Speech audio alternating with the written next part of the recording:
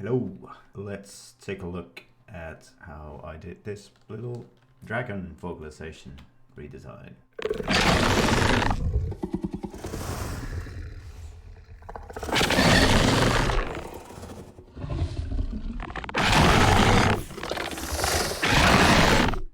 So I guess the challenge here was to create kind of like the main scream using maybe a little bit unorthodox source, so it's not like animal recordings or anything, and it's just bottle squeaks and different kind of squeaks and door creaks.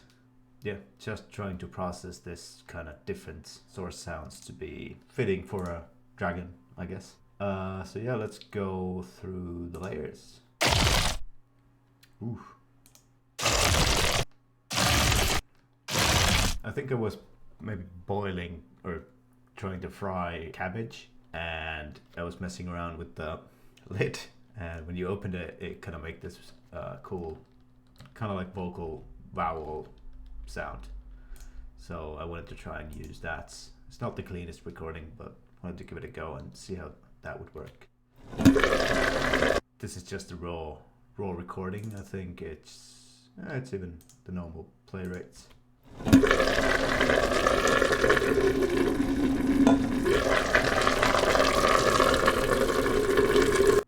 So yeah, just taking the lid off and closing it slowly, you get that kind of cool vocal-like quality to it.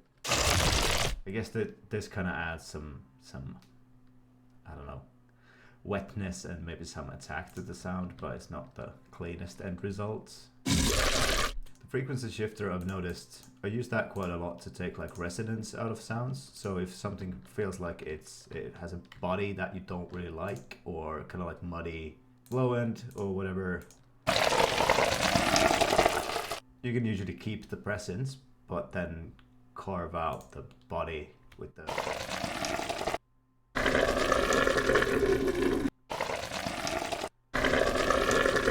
frequency shifter, and then disperser, the usual, just slam it.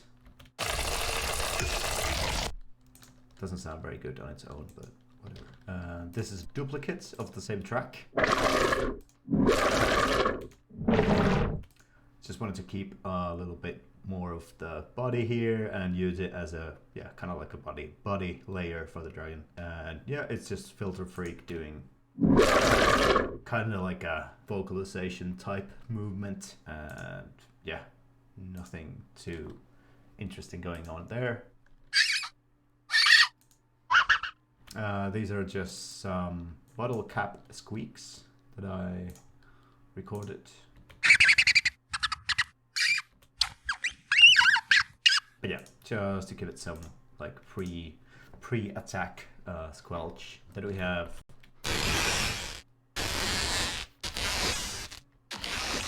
bottle rips, I guess. I think this is me. I don't know if anyone knows this, but when you got like a 6-pack of plastic bottles and you try to rip them out of the plastic film, it makes this crazy screechy sound.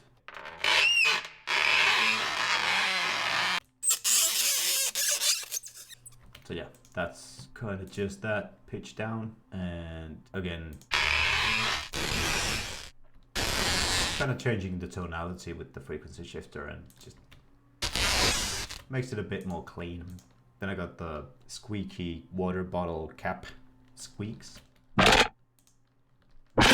which are pretty heavily processed. This is what the original recordings sound like. Yeah, this is where I experimented, kind of creating the vocalness of these sounds with the vocal synth. So I got this shift reacting to the amplitude of the sound with the parameter modulation. With the vocal synth alone,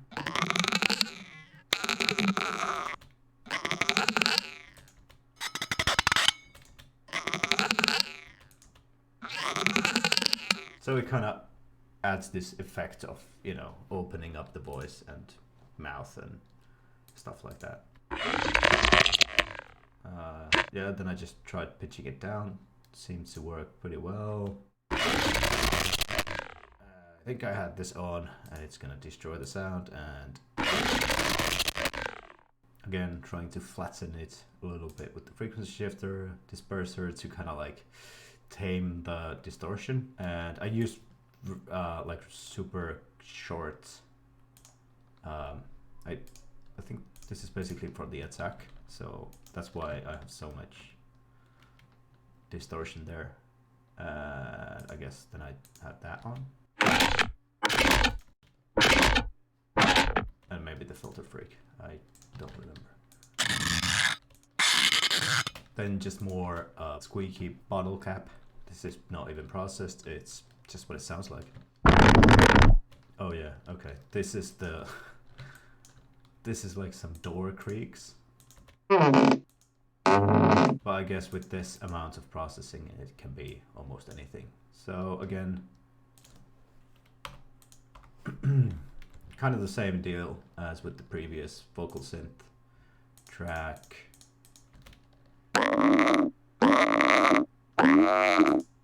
Wanted to try and give it some movement, shift modulation. So for example that one.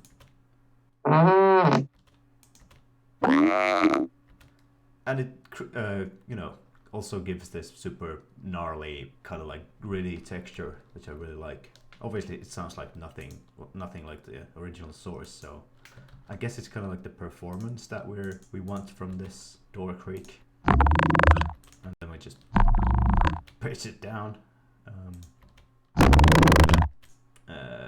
Okay, distort completely.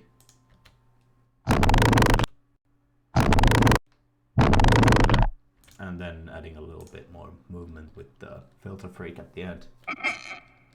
Okay, I think that was inaudible. So I mean, the layers on their own are a bit silly, but I think they work pretty well when added together. And I think at the master I had like a 46% wet vocal synth with the same vocoder trick again. And it seems to glue the layers together a little bit more. Or maybe just make it quieter, I don't know. And then disperser on the whole thing to give it some extra, you know, even more extra grit. Yeah, beyond that, it's all of this stuff is just library scuffs and snarls and growls, except I guess this layer, which is probably not even audible. It's just one of the bottle squeaks or something like that through the vocoder. Just wanted to try and add some unique detail, but I guess it's super artifacty and not even really can't even hear it, so.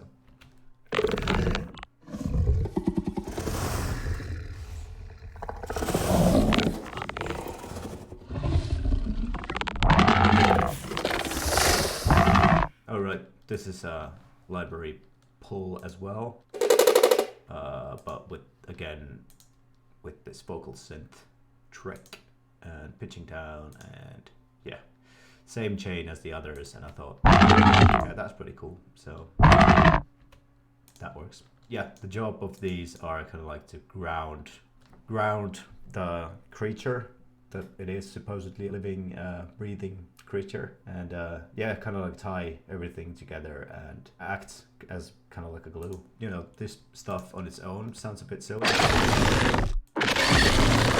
but then when you combine it with the breaths in and out, it kind of works.